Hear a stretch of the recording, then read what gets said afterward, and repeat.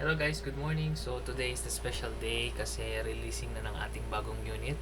So car unit which is yung napili natin is Kia Sonet. So yung pinaka top variant nila which is XX. So actually matagal ko nang pinag-isipan to. Nasa barko pa lang ako. Nag-iisip na rin ako kung gusto kong kumuha ng bagong unit. Kasi yung luma naming car is sa parents ko pa and medyo maliit na siya para sa akin. Actually, yung unit pala namin before is yung Hyundai Ion. So, medyo malaki na tayo ngayon. And also, yung kapatid ko medyo tumatangkad na rin. So, medyo masikip na. Kaya, nag-decide ako na kumuha ng small SUV. So, yung tinatawag na crossover. And today is the special day kasi releasing na. So, tara, samahan niyo ako, kunin natin. So, yun guys, no? So, palabas na tayo. Nasama natin si Mama and Papa. Especially, ngayong araw kasi is pinaka-special day, kaya sinama natin sila. So, guys, ito pala yung luma naming unit. So, yan yung Hyundai Ion for almost 8 years, but still, good looking pa rin naman. So, hindi kami binigyan ng maraming problema yan. So, ang bali ang nagka-problema lang dyan usually yung aircon, which is usual naman sa matagal na sasakyan. So, guys, talaga rin natin bago natin unit.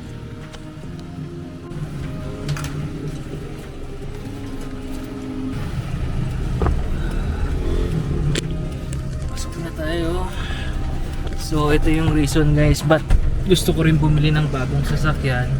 Although maliit yung garahe namin kasi yan, no? So kasi sa loob pa kasi yung bahay namin, which is sa amin naman tong lugar na to. And kumuha na ako ng bagong sasakyan kasi medyo masikip na nga. And meron naman tayong parking na nakuha, which is pay parking. So safe naman yung sasakyan. And ayun. So ayan si Mama, no? So tara guys, puntahan muna natin is yung girlfriend ko sa SM Rosario. And kunin na natin yung unit natin bago. So tara, let's go.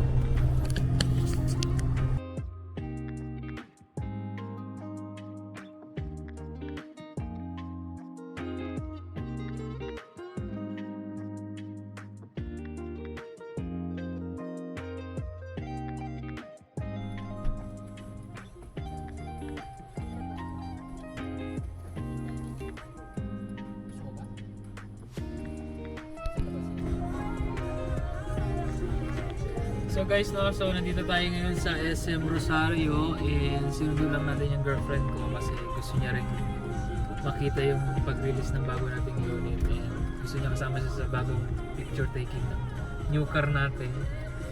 So ayan, no, waiting tayo.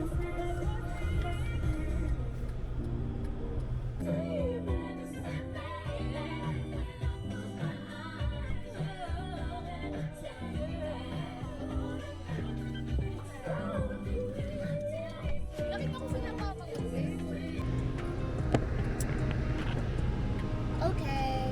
Hi guys! So today, we're going to Kia Kawit kasi kunin namin si Oinky. At si Oinky ay kukunin ni Double G. Very good. Okay.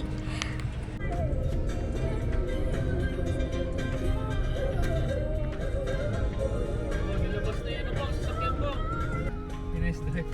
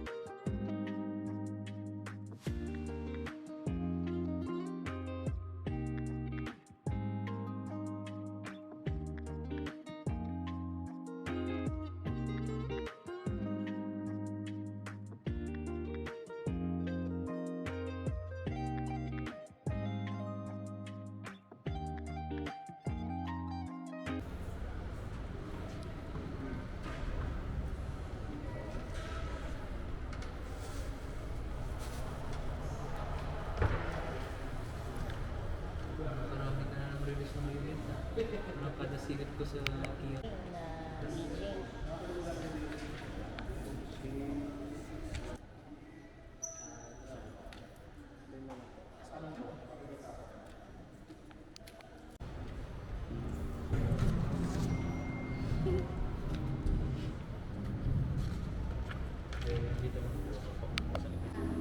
Anong feeling, tita, nang marami kayong pinirmahan? Guys, matapos Video. na namin mag-sign ng mga contracts. Sinama yung ako. Tita Ma. Ito.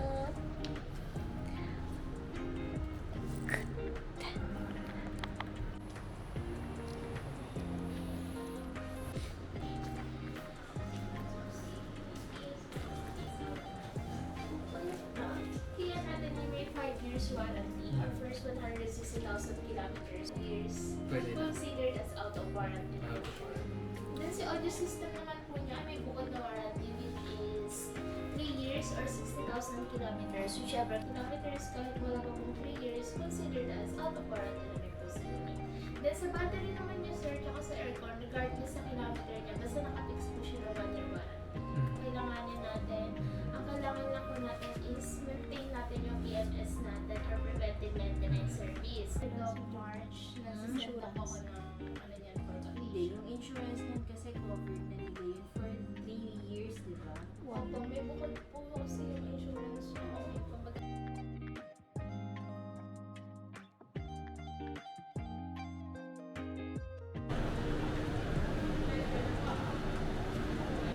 Ayun na. Nirelease na si Oinky.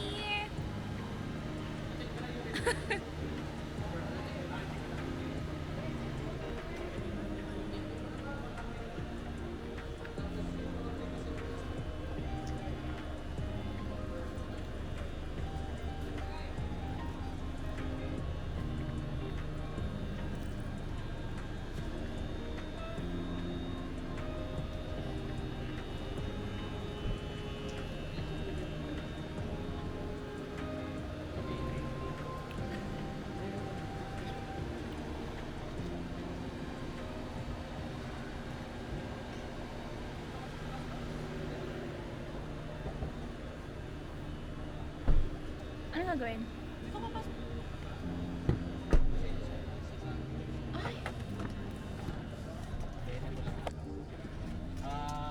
Pagka pinipiligan, ano sir? Sarado. Import lang siya. Pagka isang diretso lang sa pwede mo siya stop. Pag ano naman siya, pag... Wala siyang sensor sir. wala siyang sensor. Bawal, masisira yun. Hindi pala siya pag minaanong ka. Kaya na kung saan stop.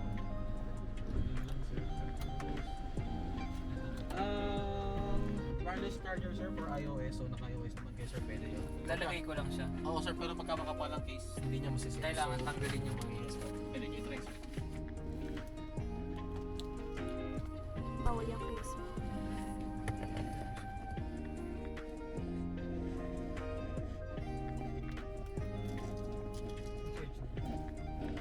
Charging. Then, ang aircon sa atin sir, pwede mo siyang i-auto. Saan yung adjust? Ito rin yun. Ito rin yung temperature, ito yung sa, ano sir, sa pan niya. Paano yung fan? Ito kasi sir, yung sa ano, ito yung pan may heater. Tapos, hey, sige sir. Tapos ito sir, kung mapansin nyo sa ibang dito kasi, pag ito pinindot nyo sir, ang yung hangis galing sa labas. Galing So, sa Sigo. mahihigop ng unit. Pero pag separate nyo sir, sa loob lang. Paano yung sasabi nilang defogger ba na? Ito sir, yung debugger niya, ito yun. Pipindutin ko. Pinutin nyo lang yan sir. Kasi sa amin minsan nagpapak talaga. Ito sir, meron siyang rear, meron siyang front. Okay. So, pag inoff mo sir. Ang usually sir, pagka nakataas, ito na yan. Ito na yan. Sa harap na ito. Ito yung nakadepang. Okay.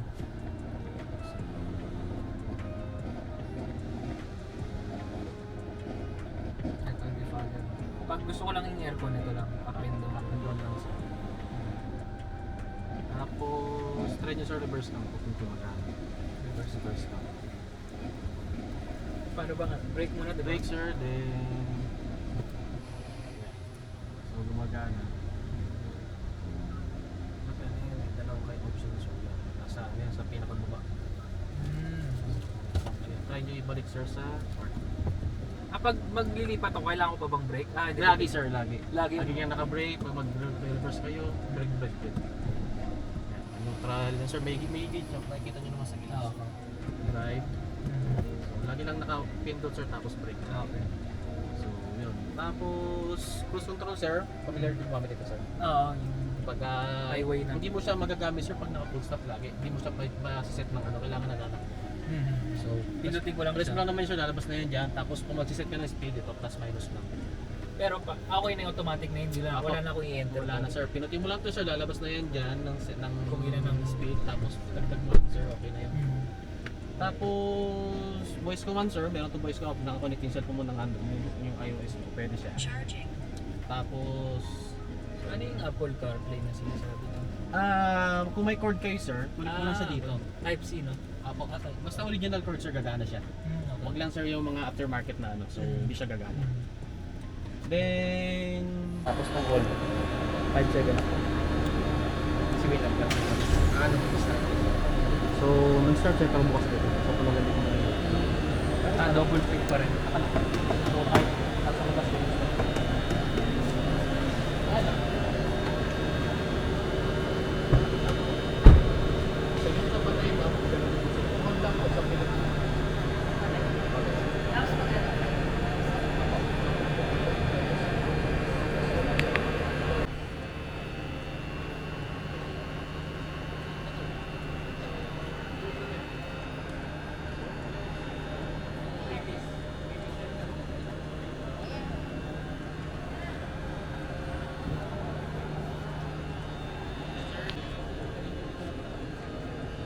Hi, tita. Napanlaw muna raw eh. Para... Dapat yung sir, start natin yung full size meron siya. Basic cruise. Then kung RCR sir, tapos number to Tapos yung by email yung ano lang. Apo, may ma-receive kayong email sir sa pagka meron na walker. Picture na lang po.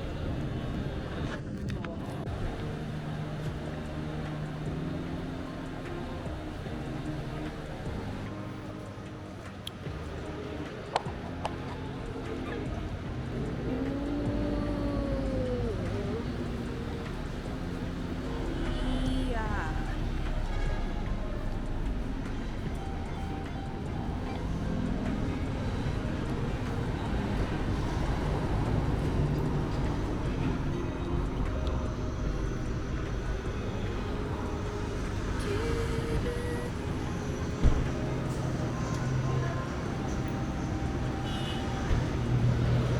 Yo.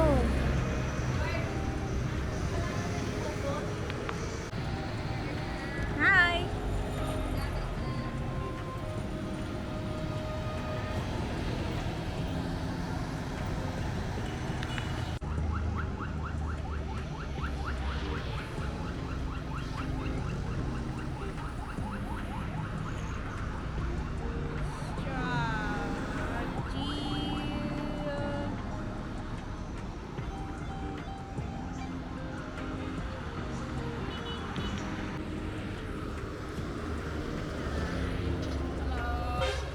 Yeah.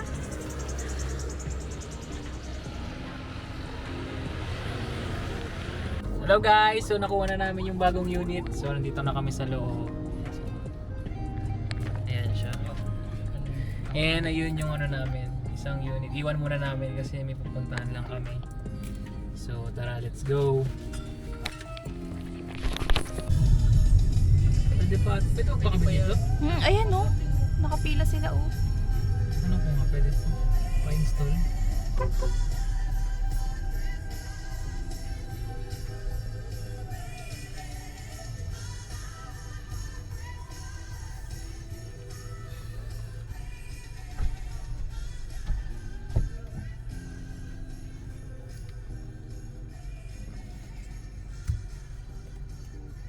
Kamusta?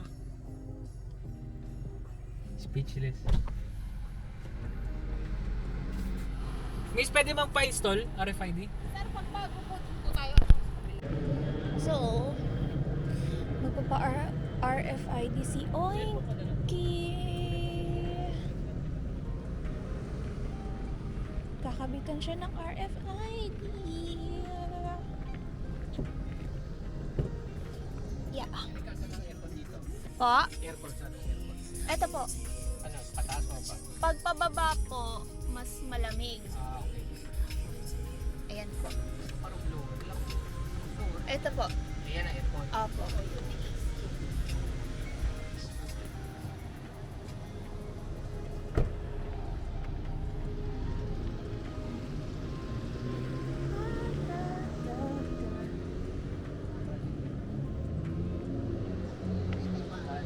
Official na agad.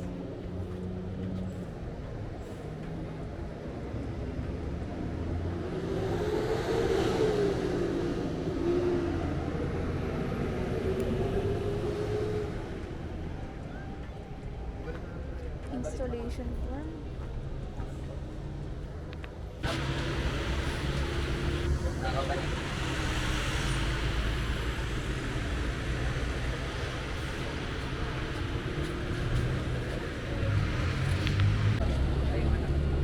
Lisensya ko nandyan. Abot mo.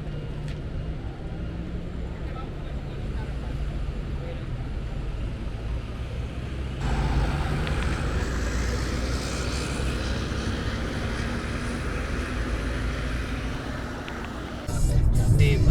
No? Nakita ko yung kotse doon, parang yung nasa likuran tayo, yung sa harapan, parang kalahati yung ano eh.